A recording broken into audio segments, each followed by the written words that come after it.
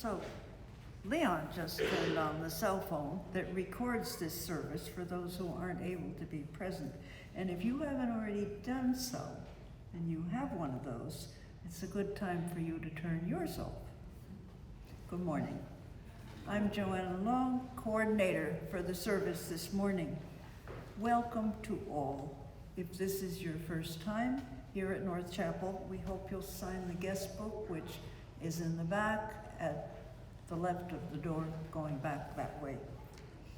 And if you'd like to introduce yourself, is there anybody who is new who would like to introduce yourself? We'd love to know who you are, but you don't have to. Okay. Our minister, the Reverend Leon Dunkley, will be giving the reflection this morning. There are hearing devices and large print hymnals and orders of service all in the back of the door, by the door. And they're available to anybody who needs them. Wave your hand if you want somebody to bring such a thing. And I didn't ask, will there really be coffee and tea and goodies downstairs? Maybe. I think maybe I saw them as I came in. So that's a chance to visit and continue the conversation. And there are other announcements in the order of service, and here comes another one from Mary Blanton. Good morning. So Sarah Hall asked me to invite all of you to a spring equinox celebration at the Oneness Center on Thursday from 6 to 7:30. So we'd love to have you come. Thanks. Now come our opening words. These I found in a file from long ago. I know you believe you understand what you think I said, but I'm not sure you're aware that what you heard is not what I meant. Those words were on a little poster we had years ago. They survive on a slip of paper that I keep in a file along with some poems. I'd entirely forgotten that there are some rather wise notes from a long ago lecture on the other side of that little slip of paper. They seem to have to do with the comprehension of the other.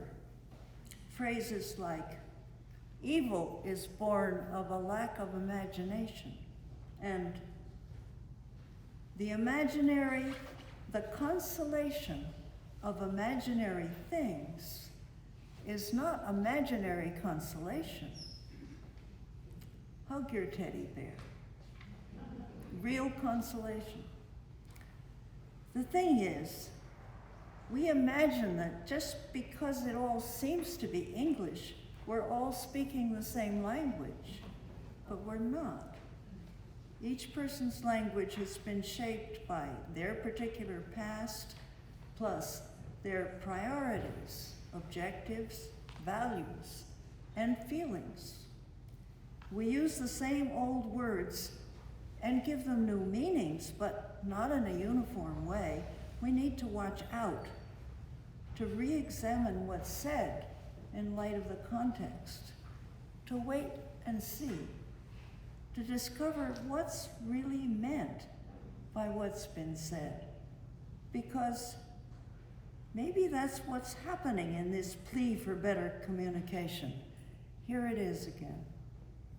I know you believe you understand what you think I said, but I'm not sure that you're aware that what you heard is not what I meant. The sound of the chime marks the beginning of a time of silence.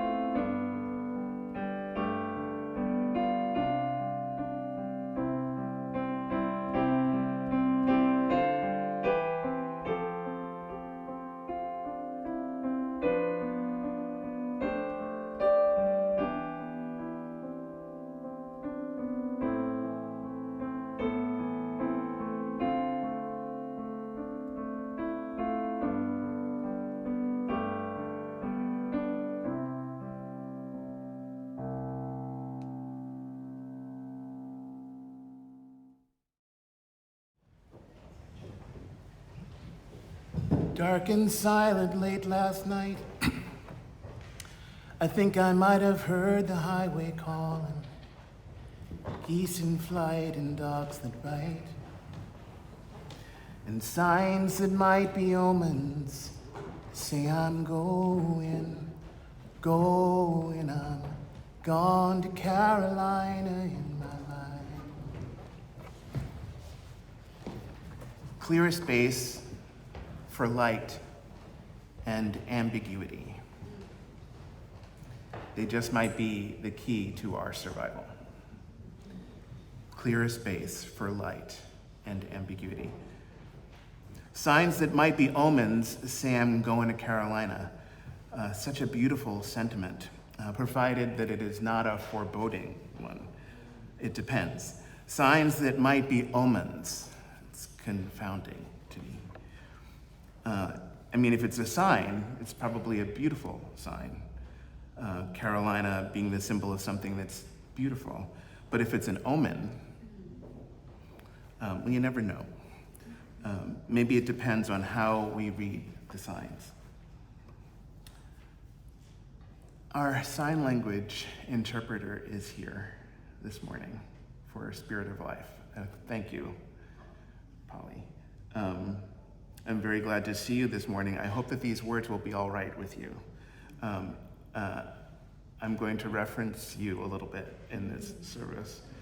And if there's a problem, I trust that you'll come see me afterwards. We can work it out, so thank you in advance.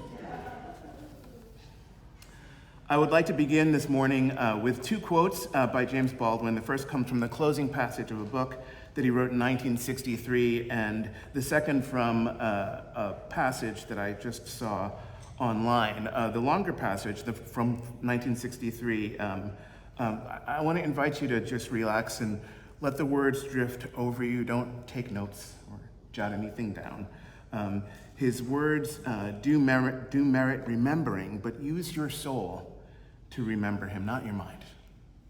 Let your mind go. Let it go on to Carolina. It's warmer there.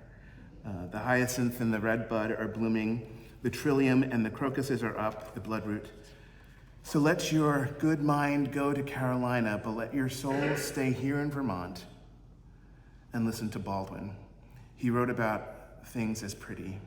He raised questions as if to grace itself. He asked, what will happen to all the beauty then? Everything now, we must assume, is in our hands.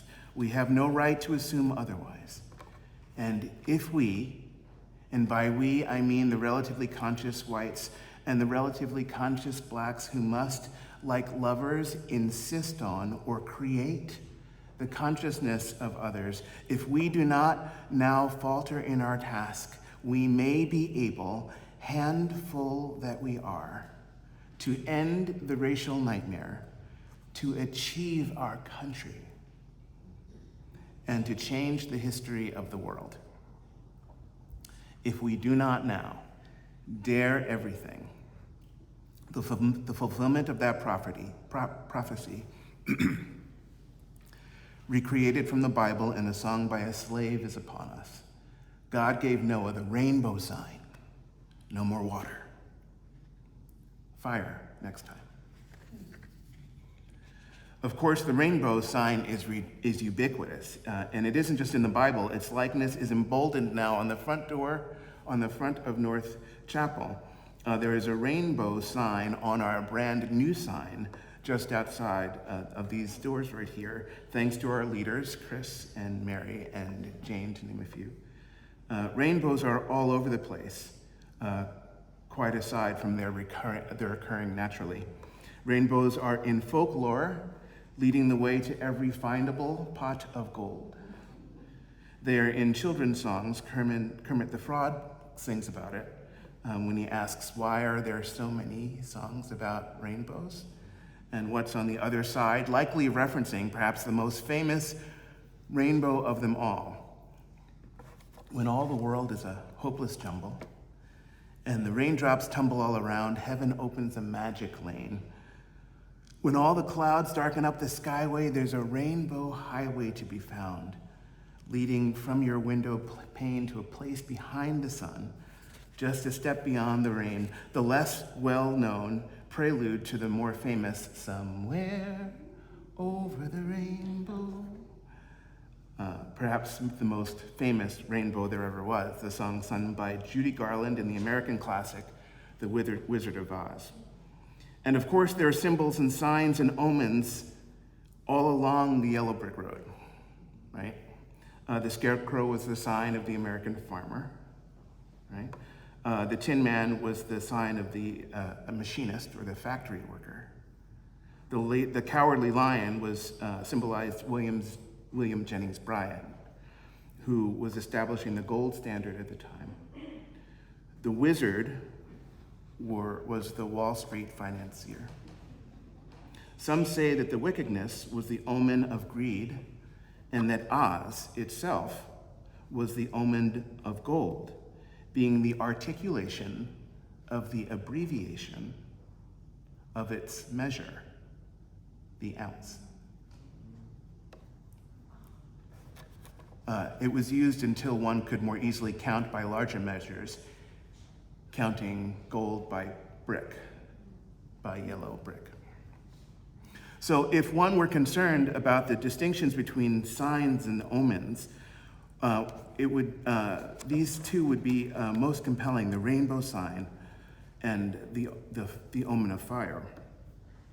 I'm fascinated by these two, by their oppositions, by their tensions. But as we know, omens can go either way. They can be good or bad, depending. Although fire seems rather ominous all the time. Rainbow doesn't, but fire does. Is fire ever really a good thing, a good omen? And the answer, of course, is yes. There are fires of love and fires of passion. That sounds sexy and interesting to me. There are fires of commitment, and we sing this in our Teal hymnal. When the light of days remembered burns a beacon bright and clear, guiding hands and hearts and spirits to a place that's free from fear. When the fires of commitment set our minds and soul ablaze, when our hungers and our passions meet to call us on our way, and when we live with deep assurance of the flame that burns within, then our promise finds fulfillment and our future can begin. This is a beautiful use of the fire of commitment. And then there's the example of Ralph Waldo Emerson, who believed that all true and faithful preaching was life, as he said, passed through the fire of thought. So yes, fire can indeed be a good omen, but it can also be pretty bad. I'm pretty sure that Baldwin was using the omen of fire in a bad way when he mentioned God gave Noah the rainbow sign, no more water, fire next time. So the quote from 1963 is probably an omen in a negative way. On the other hand, the second Baldwin quote for this morning is more upbeat. It's one of Baldwin's mic drop moments, as they say. I heard it online. And Baldwin, it was posted by a woman named Lizzie Allen, who I do not know. But apparently she's in my algorithm, so I get a lot of her stuff. Baldwin said, "The longer I live and the more deeply I learn that love, whether we call it friendship or family or romance, is the work of mirroring and of magnifying each other's light. Gentle work, steadfast work, life-saving work. In those moments when life and shame and sorrow occlude our light from our view, somewhere out there is a still clear-eyed and loving person who will reflect our own light back to us. In our best moments, we are that person for another." Boom. Boom, as Lizzie says, mic drop. Obama out. Do you remember that moment? It was from the end of his presidency when the nation's top reporters had gathered in Washington together in celebration. Obama said in 2016 that that 2016 was a time when when around the world, some of the fundamental ideals of liberal democracies were under attack, when the notions of objectivity of the free press, and even of facts and of evidence are being undermined, or in some cases entirely ignored. Obama said, in such a climate, your power as journalists, your power, your responsibility to dig and to question and to counter distortions and untruths is more important than ever. Taking a stand on behalf of what is true is the essence of good journalism. It affirms the idea that the only way that we can build consensus, the only way that we can move forward as a country, the only way that we can help the world to mend itself is by agreeing on a baseline of facts when it comes to the challenges that confront us all. So this night is a testament to all of you who have devoted your lives to that idea. You who push to shine a light on the truth every single day. So I want to close my final White House Correspondents' Dinner just by saying thank you. It has been an honor and a privilege to work side by side with you to strengthen our democracy. And with that, I just have two more words to say. Obama out. And then he dropped a live wireless handheld microphone that he was not using on the floor. Boom. And it thundered as the crowd rose to their feet. It was a good sign because Barack Obama chose to take Baldwin's advice, mirroring the light, magnifying the light that he saw in others. What Baldwin dreamed, what Obama dreamed, is now ours to do. And we sing this in our hymnal. Though the path be hard and long, still we strive in expectation. Join me now, their ageless song, one in name, in aspiration, one in name, in honor, one. Guard we well the crown they won, what they dreamed be ours to do. Hope their hopes and seal them true. Ours is the work of mirroring one another's light. Ours is the work of magnifying one another's light, choosing well and choosing wisely between good signs and bad omens, choosing well and choosing wisely between the kind and between the kind wolves and the greedy wolves that rage within us. A poet writes, tough behind the wheel, we do real work with our hands. Rough as stone and steel, we build a nation that withstands all of the trials and tribulations and the petty urgencies. We put these all behind us, faced with real emergencies. Greatness can't be owned by either side. Greatness is the best in us. It is the Kanye West in us. It's Bono with his questions asking what has been repressed in us. It's all of us who can and cannot sport the MAGA hat. It's late night John and Omarosa saying, Jesus ain't say that. We are not the things that we deride. It's neither side, not both when we are being made to grow. No one leads who cannot plant the seeds we need to sow. The scaffold sways the future, and behind the dim unknown standeth God, within the shadows keeping watch over his own. Martin King stole that from Reverend James Russell Lowell. Anytime we choose, we can learn to strike a balance. We can choose what tools we have, our treasure, time, and talents, to hush the wolves within us, the wolves of kindness, the wolves of greed. The wolf who is triumphant is the wolf we choose to feed. Kindness is food basic to the soul. I love that Martin Luther King borrowed so much from Unitarian Universalists. It makes me absurdly and stupidly proud. In his How Long, Not Long speech of 1963, he borrowed the passage that I referred to from James Russell Lowell, who was a Unitarian minister in the 19th century.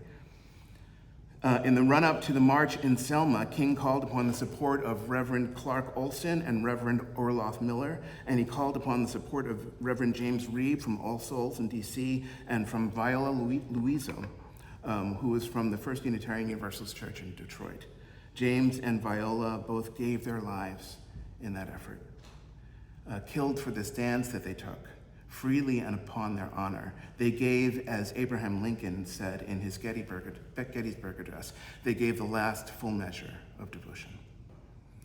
And Martin King borrowed over the years, over many years, the idea of beloved community, an idea that was developed a generation before Martin King by a Boston-based Unitarian minister named Theodore Parker, who was a son of a gun, by the way. He was really good at losing his job.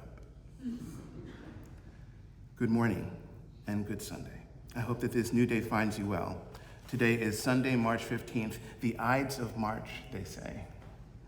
Beware the Ides of March is a famous warning in Act 1, Scene 2 of Shakespeare's Julius Caesar, 1599, uttered by a soothsayer to Caesar. It foretells of Caesar's assassination on March 15th in 44 BC. While Ides simply means the middle of the month, Shakespeare's phrase cemented its association with betrayal and tragedy and doom. Feelings of betrayal and tragedy or doom are especially appropriate in this season because we keep seeing signs only to be fooled and foiled and defiled by yet another snowfall that reinvents December in my soul. Good grief. It's the hardest time of year for me, this is. I don't much mind the darkness and I can put up with the cold, but snowfall in March just kills me. To say nothing of snowfall in April or May. I'm actually 25 years old. This gray is the fault of Vermont. I could honestly cry. In any case, today is still Sunday, March 15th, and the title of this morning's reflection is appropriately and inappropriately, It's a Sign. Our faith urges us to appreciate the beauty that is right in front of us, because very often the beauty that is right in front of us is the sign of something sacred. The beauty is not an end in itself. Beauty is a means. It gets us to where we're going. It is one of the ways by which we allow ourselves to be reminded of the holy. Because very often beneath the outward beauty that we see in the world lies something that is inward and spectacular. The beautiful signs in our world can often be misleading, but with just a little bit of work, we can touch what is truly profound. So how do we learn to choose between the good signs and the bad omens, especially when things are only perfectly clear in retrospect? My guess is we can begin by taking ourselves not too seriously, and in that spirit, I'd like to offer a couple of stories about signs. For no reason that I can remember, we hung a parachute in the ceiling of our living room in the house that we rented on College Avenue in our junior year. It was a colorful parachute, and I have no idea why we hung it there. Why is unimportant. The important thing is that we had a parachute in the living room, and that was fun. God, we laughed so much that year. Hens had a fantastic laugh. It made all of the rest of us crack up. Eric Hendricks was his name. Tall, thin, strong, fearless, charismatic. He was a rock climber, an excellent one, as I recall. He lived on the ground floor because he had the best stereo. His room placement was strategic for all the parties that we would have. And Rick and Danny and Tim and Chris and I lived on the mezzanine level and shared a single bathroom. Don't think about it. Mike and Eric had the sky view on the third floor. 8 men in one house. We had a tremendous amount of fun. Even when we were bored, maybe especially when we were bored, we had a tremendous amount of fun. Chris and I were alone in the house one afternoon, and we found ourselves experimenting with the problem of density. I don't know why exactly, but the two of us became obsessed with the idea of putting an entire loaf of Wonder Bread into a wide-mouthed Smucker's strawberry jelly jar. It was an interesting way to pass the time. We were almost out of jelly anyway, so we polished off the last of it And then we used the back end, the business end of a silver flashlight to pack the bread into the jar. To our surprise, things went very, very well until the very end, when the jar was filled to the breaking point, and we had one slice of bread left. So we put the Smucker's jar on a wooden kitchen table, and we tried to force that last slice of bread into the jar with all of our might. I was afraid that we were going to break the jar, but it wasn't the jar that broke that day, it was the kitchen table. We shattered it into pieces, but we got the last slice of bread in the jar. We screwed the top back on, and then we marveled for a long time at our amazing and truly ridiculous accomplishment. When the rest of the guys came home, we showed them what we had done, and they were all duly impressed. No one ever asked about the kitchen table. The jar full of bread was the subject of conversation throughout the week. We had a big party that weekend, and we were still talking about it. We talked about it. We talked about the strength of that small glass jar straining against the density of an entire loaf of bread. We talked about making jelly, and we talked about making bread for a long time. We talked about the things that go into these things, and we talked about things that didn't matter. The conversation ended up on the subject of yeast. What is yeast, anyway? Why does yeast rise? Is yeast the only kind of leavening available? Or is yeast just the primary kind of leavening? The nature of this conversation confirms the fact that at that point, most of us were single. We said the word yeast so many times that afternoon and evening that the word itself began to lose its meaning. For some reason, I got it in my head that I would make a joke of this, a bathroom joke. The last great conversation of the evening was still about yeast, but I went upstairs and I would make a sign. The sign would say yeast, but it would say yeast backwards. And I would hang it in the bathroom, not in front of the sink, but behind it. So when we rose the next morning and we brushed our teeth and washed in the morning, we would see the sign in the mirror hanging behind us. I had great fun making the sign, and I had more fun listening the following morning, listening to Rick and Danny and Tim and Chris laugh about how we had chosen to spend our time. I have thought about that sign pretty deeply ever since, and I've tried to reproduce the joke several years later when my friend Marshall was celebrating his birthday in Boston.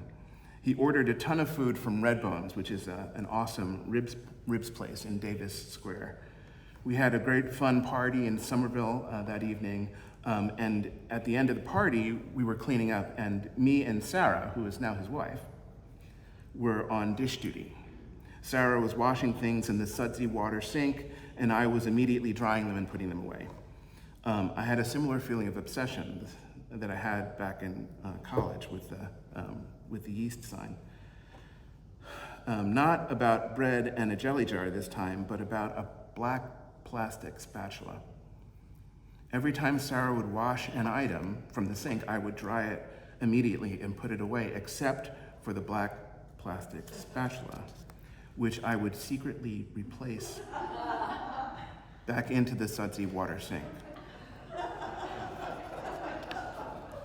So she didn't notice the first few times, but after a while, she just straight up exploded. "What's the deal with these spatulas?"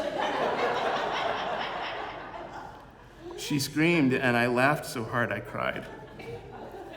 Sarah, on the other hand, didn't think it was that funny. So I apologized and I behaved myself, but not without a plan. I would try for the bathroom humor again the following morning, just like I had with the yeast sign back in college. I tied the spatula to the light switch that turned on the light above the shower. And then I waited patiently for Sarah to take a shower the following morning. When she did, I heard absolutely nothing at all. That was like 20 years ago. I still don't know what happened. I figure if she thought it was funny, then what more needs to be said? And if she didn't think it was funny, it was definitely Marshall who tied the spatula. So who knows what makes some things funny and other things not so funny? Who knows how we make sense of the signs that we receive in our lives? We read signs in different ways. We misread signs in different ways.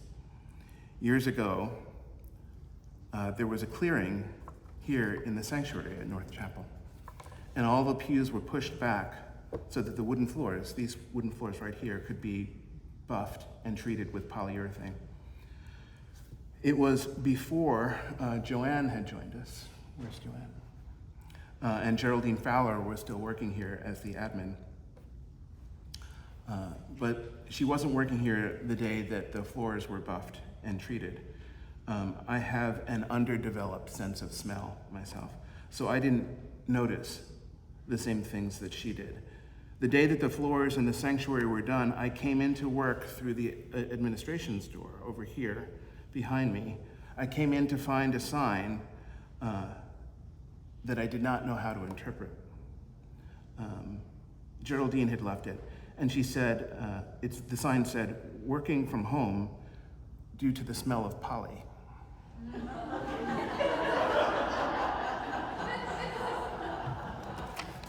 The sign is I took a picture of it. My brain couldn't interpret it. My powers of observation were observation weren't particularly acute that day. I couldn't smell anything myself, and I hadn't noticed that the word poly had been spelled with only one L and not two.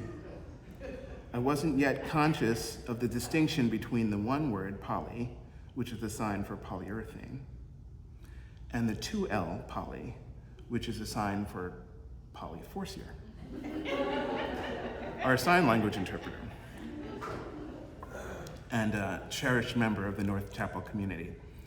I felt myself becoming slightly protective of poly,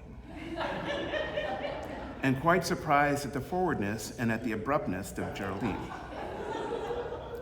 And it was over in a flash. I realized my mistake, and I took a picture of a sign so I would remember to tell the story. That's the picture that's printed on the back of your orders of service. Who really knows about signs? Everything depends on how we read them. What I do know is this.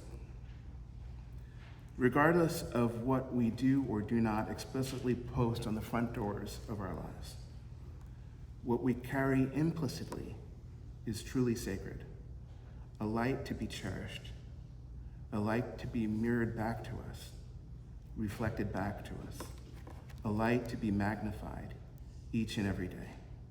As Baldwin said, "The longer I live, the more deeply I learn that love, whether we call it friendship or family or romance, is the work of mirroring and magnifying each other's light. Gentle work, steadfast work, life-saving work.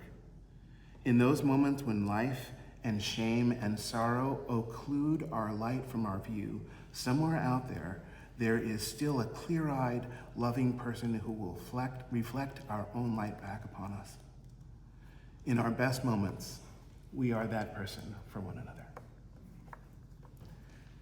The deepest signs of friendship and family, the deepest signs of faith and fidelity, are the lights that we have within us, the light that we share together, the light that we draw upon when we are mirroring and when we are magnifying the light that we see in ourselves and one another. So shine on, brave ones. North Chapel out. Boom. May it be so. Blessed be. And amen.